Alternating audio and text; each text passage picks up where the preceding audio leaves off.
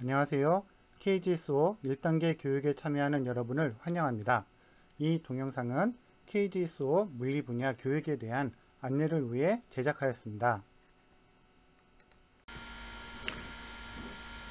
오늘 여러분에게 말씀드릴 내용은 화면에 보시는 바와 같이 세 가지입니다. 먼저 1단계 물리 분야 교육에 대해서 안내를 하고, 그리고 1단계 물리 분야 교육에서 여러분이 공부할 내용, 그런 것들을 제시를 하고, 마지막으로 여러분이 물리학을 공부하기 전에 좀 미리 과학을 하는 자세를 갖추었으면 하는 생각에서 몇 가지 당부하는 이야기를 하려고 합니다.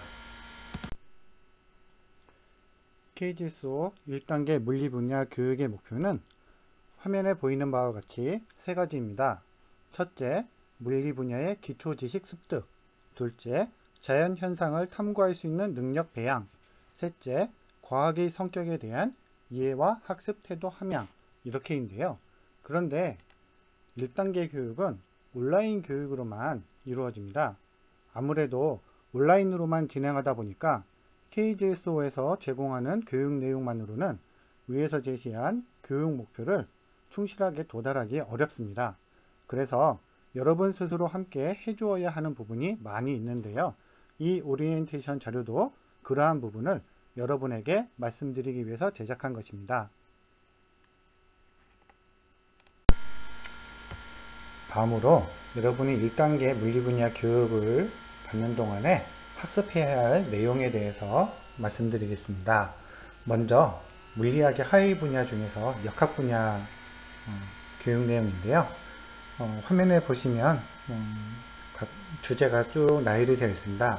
이 중에서 회색으로 칠해진 부분과 노란색으로 칠해진 부분이 있는데요. 노란색으로 칠해진 부분은 온라인 교육 자료를 통해서 주로 다루어지는 내용이고, 회색으로 칠해진 부분은 여러분이 스스로 공부를 해야 하는 내용입니다. 아무래도 9번의 온라인 교육으로 모든 내용을 다루기는 어렵고요. 아무리 여러 분야의 내용을 조금씩만 배운다고 해도 9번의 교육에서 모두 다루기는 어렵습니다. 그래서 1단계 교육을 거치는 동안에 여러분이 꼭 알아두었으면 하는 그런 주제들을 이렇게 정리하여 제시하였습니다. 이 동영상 화면은 얼마든지 정지해서 볼 수가 있으니까 이 교육 내용을 한번 살펴보고 빠뜨리지 말고 스스로 잘 학습하기를 바랍니다.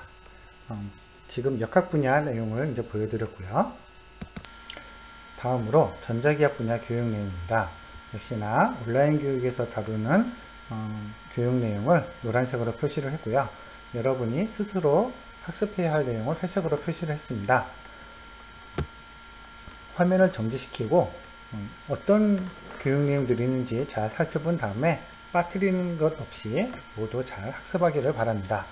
그리고 여기 보면 멀티테스터 사용법이 있는데요.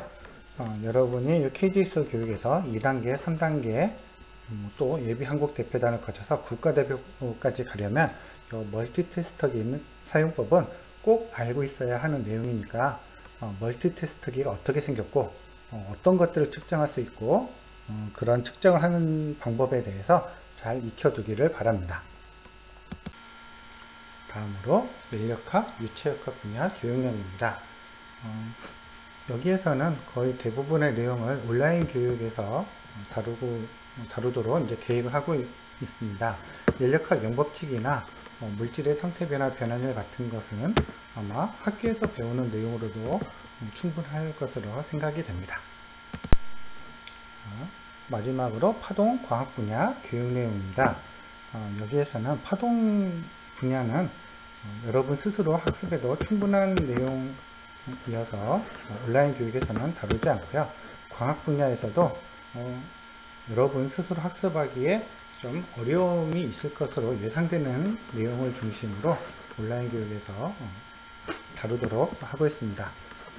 온라인 교육에서 다루지 않는 내용이라 하더라도 꼭 빠뜨리지 말고 모두 학습하기 바랍니다. 앞에서 온라인 교육에서 다루는 교육 내용과 여러분이 스스로 학습해야 할 내용을 구분해서 제시를 했는데요. 여러분이 스스로 학습하는 데 도움이 될 만한 참고 교재로 수학 없는 물리책을 추천을 합니다. 꼭 이 책이 아니더라도 고등학교 물리책도 좋고요. 대학교 일반 물리학 교재도 좋습니다. 어떤 책이든 여러분이 관심 있는 책을 하나 선정을 해서 앞에서 제시했던 온라인 교육의 내용들을 빠트림 없이 모두 학습하기를 바랍니다.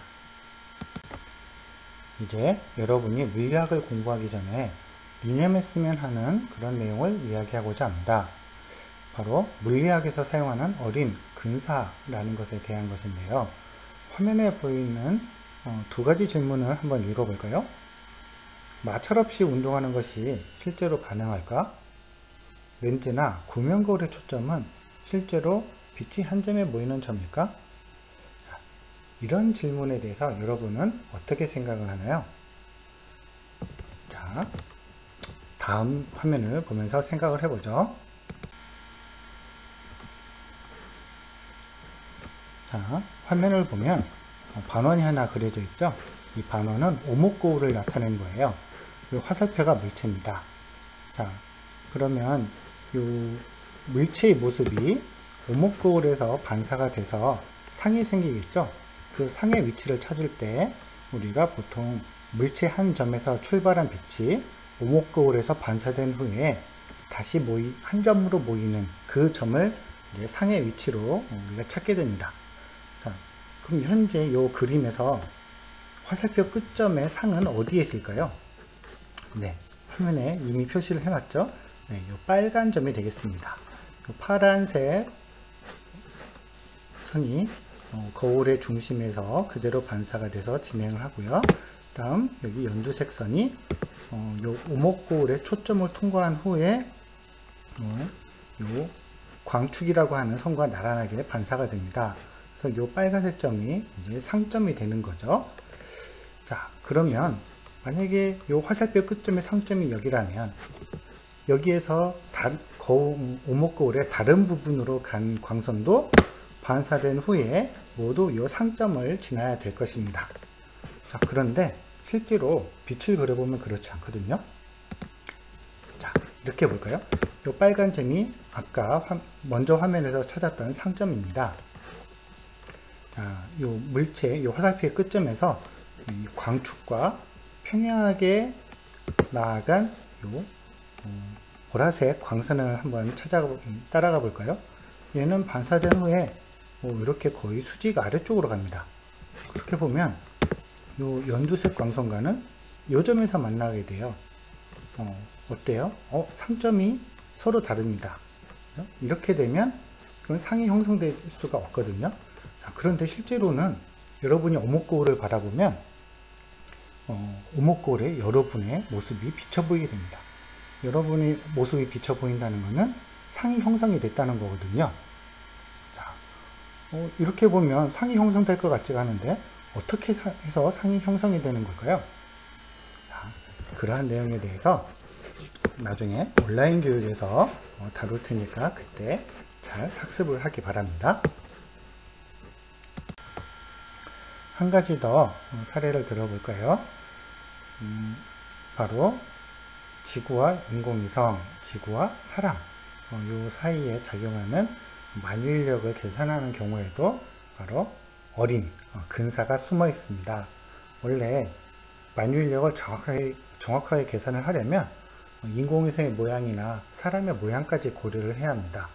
하지만 여러분이 나중에 공부를 하다 보면 모양을 고려하지 않고 그냥 질량이 한 점에 있는 것으로 간주를 하고 계산을 하는 것을 보게 될 것입니다. 그렇게 어림을 하는 이유는 인공위성의 크기가 지구의 중심으로부터 인공위성까지의 거리에 비해서 엄청나게 작기 때문에 그런 어림이 가능한 겁니다. 그래서 이 물리학에서는 이러한 근사들이 굉장히 많은 부분에 사용이 되고 있어요. 그래서 여러분이 물리학을 공부를 할 때 무조건 정확성만 따지면 물리학습이 어려워져요. 그래서 아주 정확한 계산만을 하려고 하다 보면 계산이 복잡해지고 복잡한 계산을 어떻게든 하려고 하다 보면 물리학이 어렵게만 느껴진다는 거죠. 그래서 여러분이 이 어림과 근사를 적절하게 활용할 줄 알게 되면 물리학 문제를 풀 때 문제 상황을 보다 쉽게 해석을 하고 해결 방법도 좀 더 빠르게 찾을 수가 있을 겁니다.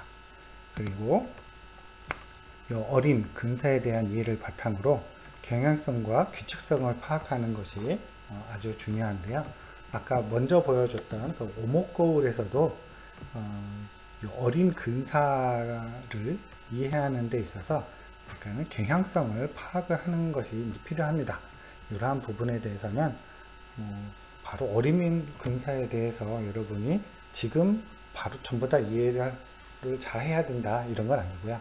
이제 물리학을 계속 학습을 하다 보면 이런 어림 근사가 사용된 부분을 많이 보게 될 거예요. 그럴 때 아하, 어느 정도 범위에서 어림 근사를 사용할 수 있구나 이런 것들을 이제 잘 파악을 하기 바랍니다. 마지막으로 탐구를 하는 자세와 관련해서 이야기를 하고 끝마치려고 합니다. 화면에 보이는 사진을 한번 자세히 관찰해 볼까요? 혹시 이 사진을 보고 호기심이 생긴 부분은 없나요? 이 사진은 제가 겨울철에 산에 올라갔다 내려오면서 계곡에서 본 모습을 찍은 것인데요. 얼음 위에 이렇게 떨어져 있는 나뭇잎을 보고 이거 왜 이럴까? 하는 생각이 들었습니다. 그래서 이렇게 사진도 찍어둔 것인데요. 자, 이 사진을 자세히 보면 얼음이 있고요. 나뭇잎들이 떨어져 있습니다. 그런데 중앙에 있는 나뭇잎을 한번 볼까요? 나뭇잎의 가장자리를 따라가면서 얼음이 녹아서 움푹하게 들어가 있습니다.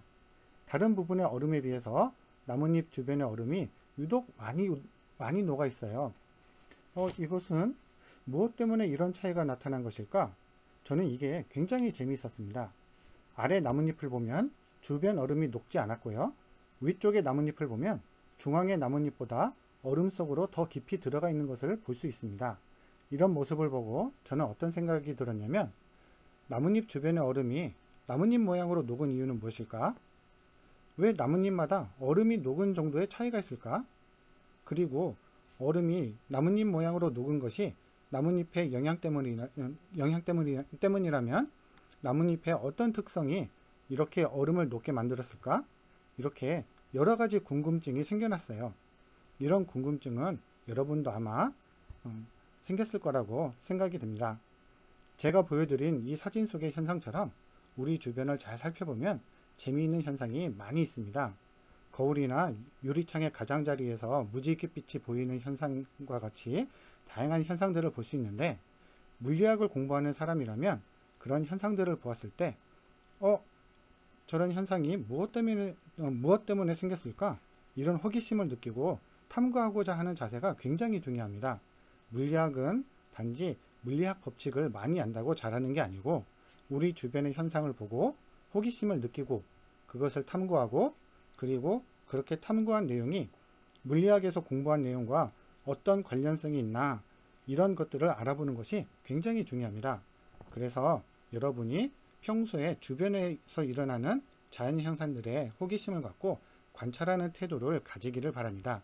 단지 지식만 쌓는다기보다는 내 주변에서 일어나는 현상들과 내가 배운 지식과 연결해 보는 그런 연습을 많이 한다면 물리학뿐만 아니라 다른 학문 분야를 학습하는 데도 큰 도움이 될 것입니다. 여러분, KGSO 1단계 온라인 교육에 오신 것을 다시 한번 환영을 하고요. 스스로 학습도 많이 하고 온라인 교육도 빠지지 말고 참여해서 모든 학생들이 2단계 교육으로 올라가기를 기대합니다. 그럼 이것으로 KGSO 1단계 교육 오리엔테이션을 마칩니다. 감사합니다.